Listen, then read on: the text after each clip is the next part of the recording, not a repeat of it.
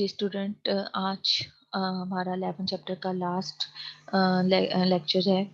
मैं उम्मीद करती हूँ कि आपको 11 चैप्टर बहुत अच्छे तरीके से समझ आ गया होगा। तो चलते हैं अपने 11 चैप्टर के लास्ट टॉपिक की तरफ। वो है what is conditional and ternary operators. Conditional और टर्नरी ऑपरेटर्स क्या होते हैं and how it can work, और ये कैसे काम करते हैं। With the help of example हमने बताना है। तो टर्नरी में मतलब होता है थ्री। ठीक है, याद रखिएगा टर्नरी ऑपरेटर का मतलब होता है थ्री। तो कंडीशनल ऑपरेटर या टर्नरी ऑपरेटर्स जो हैं इनको आपको अच्छी तरीके से कंडीशनल ऑपरेटर इज आल्सो का ternary operators.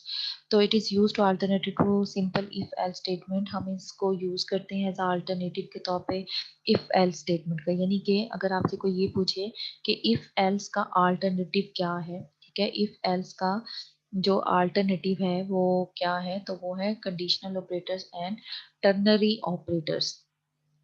It requires three expressions. इसके अंदर थ्री एक्सप्रेशंस होते हैं। एक first expression is a relational and logical operation and condition. Three, इसके अंदर हम थ्री एक्सप्रेशंस बनाते हैं।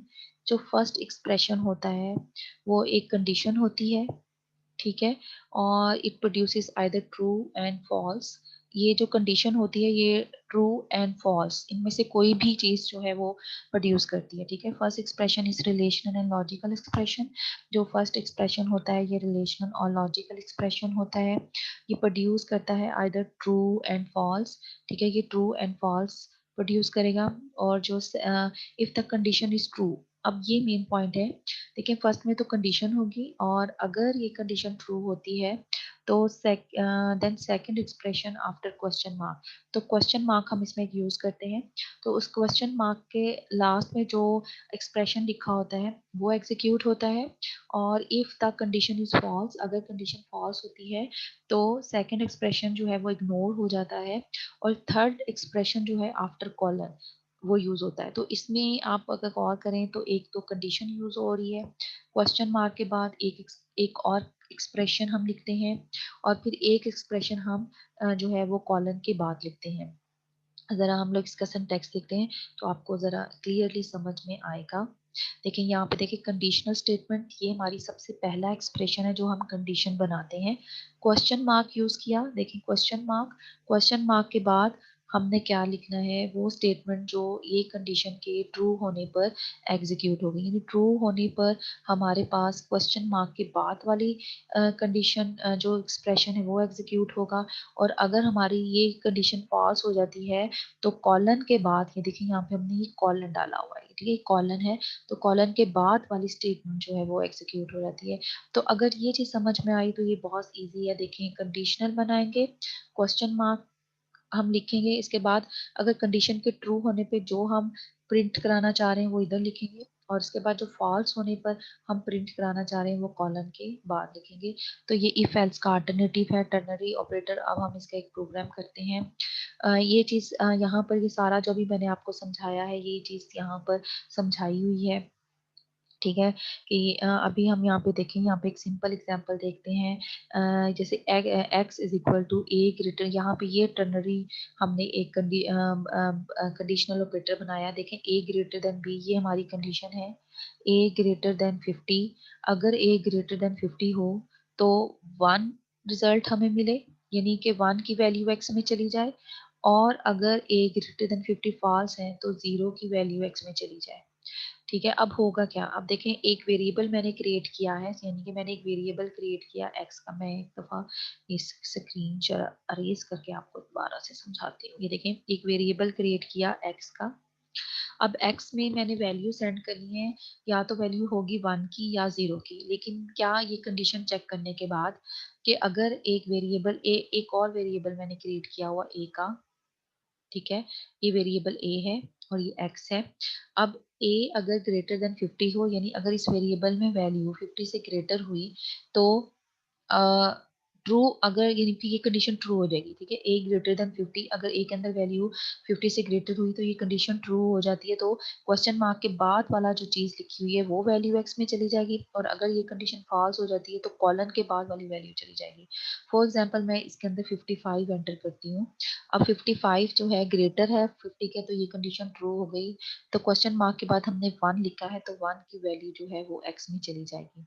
तो इसी तरह अगर मैं यहाँ पे 45 कर देती तो 45 जो है वो ग्रेटर नहीं होता, लेस होता है 50 से, तो ये क्वेश्चन जो ये कॉलन के बाद वाला जीरो है ये इसके अंदर चला जाएगा, क्योंकि फॉल्स होने पे हम कॉलन के बाद वाली स्टेटमेंट को एग्जीक्यूट करते हैं।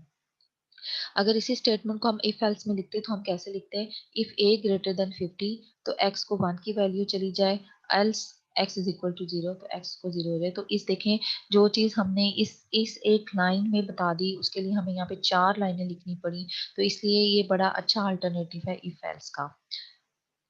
अब हम एक प्रोग्राम करते हैं जी, write a program that inputs two number and which number is larger using conditional operator. हमने कंडीशनल ऑपरेटर से बताना है कौन सा नंबर लार्जर है। तो देखें दो नंबर लेने इंट एक्स एंड वाई, हमने यूजर से दो नंबर की इनपुट ली, फॉर्मेट ऑपरेटर जो है डी डी यूज किया एक्स एक के लिए वाई एक के लिए। अब हम यहाँ पे देखें मेन हमारी कंडीशन क्या है, अगर एक्स ग्रेटर देन वाई हो, अगर एक्स ग्रेटर देन वाई होगा तो देखें क्वेश्चन मार्क के बाद मैंने क्या लिखा, print F format operator D is larger x, तो एक्स लार्जर है, ठीक है, अगर एक्स की वैल्यू ग्रेटर देन वाई है तो सारी बात है एक्स लार्जर है।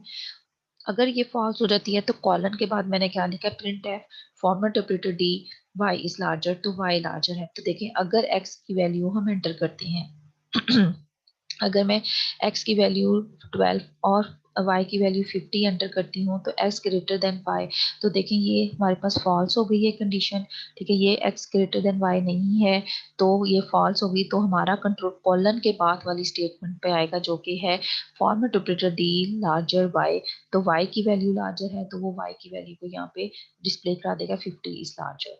तो स्टूडेंट इस तरह बड़ी इजीली हम लोग यूज कर सकते हैं कंडीशनल ऑपरेटर को। सिर्फ आपने याद रखना इसमें हम कंडीशन बनाएंगे, अगर कंडीशन ट्रू होगी तो कंडीशन ट्रू होने पे जो चीज जो काम हम कराना चाह रहे हैं वो इस क्वेश्चन मार्क के बाद लिखेंगे, और फॉल्स होने पे जो काम कराना चाहते हैं वो कॉलन के बाद लिखेंगे, ठीक है। अब हम एक प्रोग्राम और कर लेते हैं, write a program that inputs a number that display whether it is divisible by 3 और नॉट।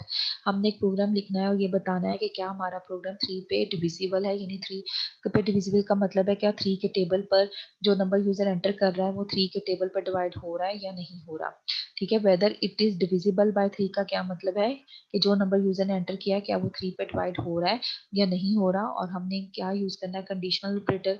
अब आपने नंबर की इनपुट लेनी है स्टूडेंट, अब ये तो आपको फौरन आपके माइंड में आ जाए नंबर की इनपुट कैसे लेंगे। हमने यूजर से स्कैनिफ के थ्रू फॉर्मेट ऑपरेटर डी और एन लिया, नंबर की इनपुट ली।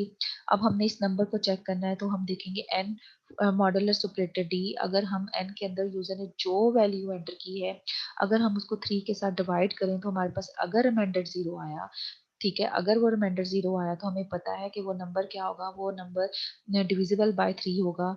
तो हमने यहाँ पे देखें क्वेश्चन मार्क के बाद लिख दिया प्रिंट एफ डिविजिबल बाय 3। तो अगर हमारे पास 0 नहीं आता तो जाहिर सी बात है वो नंबर क्या होगा, वो डिविजिबल बाय 3 नहीं होगा। फॉर एग्जाम्पल अगर हम 50 को एंटर करते हैं तो अगर हम इसे 3 से डिवाइड करें तो आपको पता है कि 15 जो है वो फुल फुल डिवाइड हो जाएगा, हमारे पास रिमाइंडर 0 आता है, तो इसका मतलब हमारी कंडीशन ट्रू हो जाएगी, तो वो क्वेश्चन मार्क के बाद वाली लाइन को डिस्प्ले करा देगा। तो स्टूडेंट इस तरह आपका कंडीशनल ऑपरेटर जो है वो काम करते हैं। तो स्टूडेंट ये तो था आपका कंडीशनल ऑपरेटर। मैं उम्मीद करती हूँ कि आपको कंडीशनल ऑपरेटर की भी बहुत अच्छे तरीके से समझ आ गई होगी। तो स्टूडेंट इस तरह आपका 11 चैप्टर कंप्लीट हुआ। इंशाल्लाह नेक्स्ट हम 12th चैप्टर को स्टार्ट कर देंगे ताकि 12th चैप्टर भी आपका बहुत अच्छे तरीके से कंप्लीट हो जाए। साथ साथ आप लोग पढ़ते जाएं, क्योंकि जैसे मैंने आपको बताया है कि जैसे ही आप लोग कॉलेज में आएंगे आफ्टर 2 डेज आपका टेस्ट होगा, एडमिशन टेस्ट, उसकी बेस पे ही मैंने जो बच्चा वो टेस्ट क्लियर करेगा उसी का ही मैंने दाखिला जो है वो सेंड करना है। कंप्यूटर साइंस के स्टूडेंट्स ये अच्छी तरह सुन लें, कोर्स आपका जो है ज़्यादा हो सकता है, कम नहीं होगा। मे बी मैं 13 और 14 चैप्टर्स के शॉर्ट क्वेश्चंस भी ऐड करवा दूँ, ठीक है। तो इसलिए कम कोर्स कम नहीं होगा, ज़्यादा हो सकता है, ठीक है? तो ये चीज़ अपने माइंड में रखें। इसके अलावा स्टूडेंट मैंने अब 12th चैप्टर इंशाल्लाह वो भी हमारा जल्दी कंप्लीट हो जाएगा। तो 8, 9, 10 चैप्टर मैंने आपको क्लास में करवा दिए थे। लेकिन अगर आप ये चाहते हैं कि आपको उसके भी लेक्चर्स चाहिए, तो मैं आपको उसके लेक्चर्स भी प्रोवाइड कर दूँगी, कोई मसला नहीं है, बस आप पढ़ने वाले बनें। तो जो भी काम मैं करा रही हूँ, जो भी चीज़ है उसको अच्छे तरीके से अंडरस्टैंड करें, ताकि आप जब कॉलेज में आएँ तो सी और डेटाबेस आपकी फिंगर टिप्स में होने चाहिए। आपको कंप्यूटर का फुल कोर्स जो है वो आना चाहिए।